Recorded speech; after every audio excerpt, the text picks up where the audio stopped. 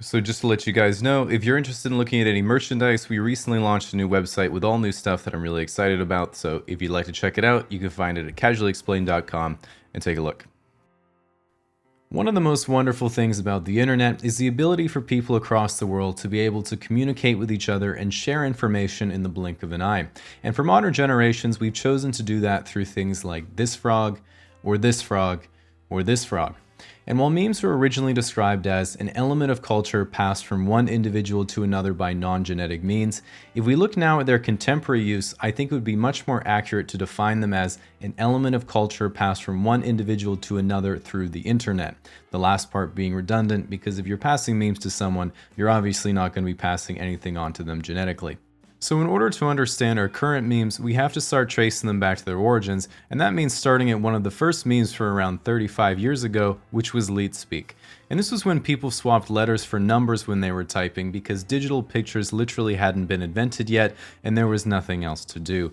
And while this seems harmless, it eventually led to their most recognizable usage, which is in gamer tags that look like this and blog press diaries that looked like this. So then around the year 2000, the first picture memes emerged and were usually just screen caps from video games or online videos like Do a Barrel Roll from Star Fox 64, the Hamster Dance, and eventually the All Your Base Are Belong to Us meme from the terribly translated game Zero Wing. And you might be thinking, well, how are these even used? This isn't an awkward and relatable social situation I can tag my friends with on Instagram. And the thing is, back in those days, none of us had any friends, so we would simply repeat the meme out loud in elementary school or post them in response to Yahoo Answers threads without context. So as we move on a bit to around 2007 and social media was just getting big, we started to see memes that were intentionally edited and contrived for comedic effect in order to get people to say, "Nice meme, dude." And the first one that comes to my memory, unfortunately, was the Shoop to Whoop meme, which was the I'm a firing my laser face from the Laser Collection YouTube video, which was then edited over top of Cell from Dragon Ball Z. And because of the introduction of the online view count and share button, we saw the moment that sprouted the still persistent idea in everyone's mind, which was, if I create a shitty meme, maybe I can get some imaginary points on the internet. And while most rational people would see that as incredibly stupid and rightfully not want to be around you, how many subscribers do you think they have? And with the growth of sites like 4chan and Reddit, we saw the next big shift in the evolution of meme culture, which was introducing a personal narrative and relatability to memes in the form of green text stories and rage comics. The first being cleverly constructed stories with absurd plot or conclusion, and the latter being kids exaggerating the struggles of their unremarkable lives, which I of course participated in. And while Rage Comics completely died off in a little over a couple years for obvious reasons, they did introduce iconic characters such as the Troll Face, Why You Know, Me Gusta, and Forever Alone Guy, among many other reactions that along with middle school we have collectively repressed.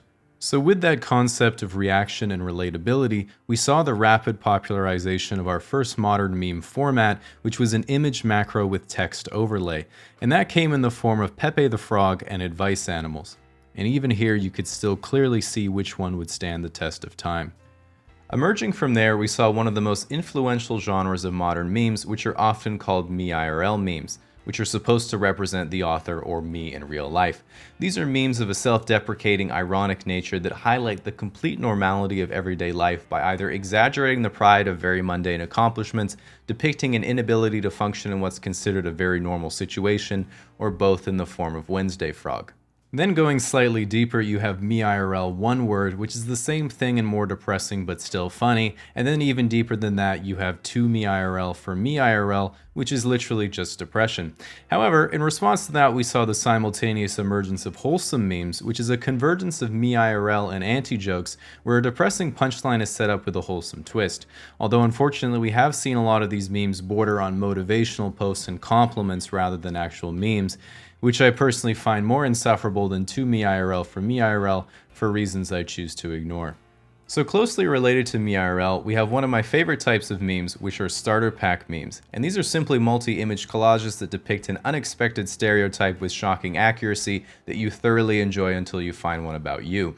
Similar to those kinds of labeled memes, we have progression memes, which are constructed with logical progression through each of the images, and while these can be very versatile, they also usually only last until people can't add any more progression without losing your attention, which is around 4 pictures.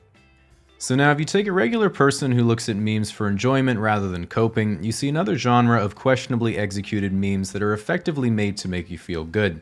And I think the perfect example of that is Rare Puppers, which is a wholesome dog parody of Rare Pepe, which are commodified Pepe photoshops.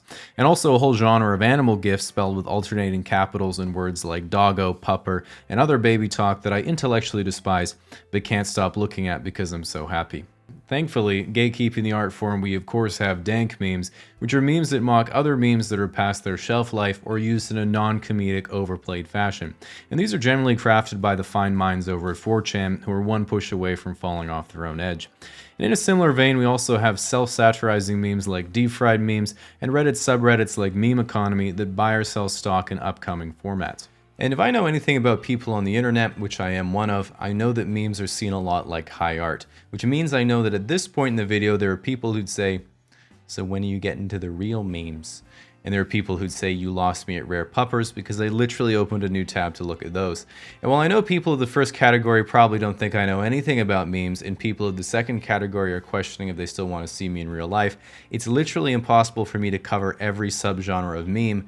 But do bear in mind, the list does go on to include anime memes, Despacito memes, Shrek memes, B-movie memes, Scooby-Doo memes, SpongeBob memes, black people Twitter memes, white people Twitter memes, insane people Facebook memes, Mad Lad memes, That Happened memes, porn memes, Toy Story memes, Thanos memes, Where Did the Soda Go memes, stock image memes, Minecraft memes, Gus Johnson's entire YouTube channel, Slap's Roof of Car memes, Kermit memes, Fortnite memes, and literally thousands of others.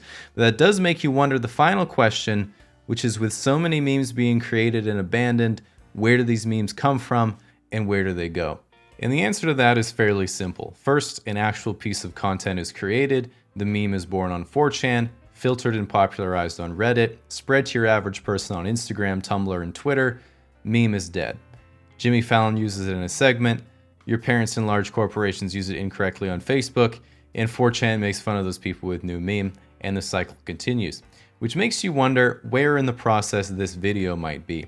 And according to one of my favorite quotes about comedy, explaining a joke is like dissecting a frog. You understand it better, but it dies in the process.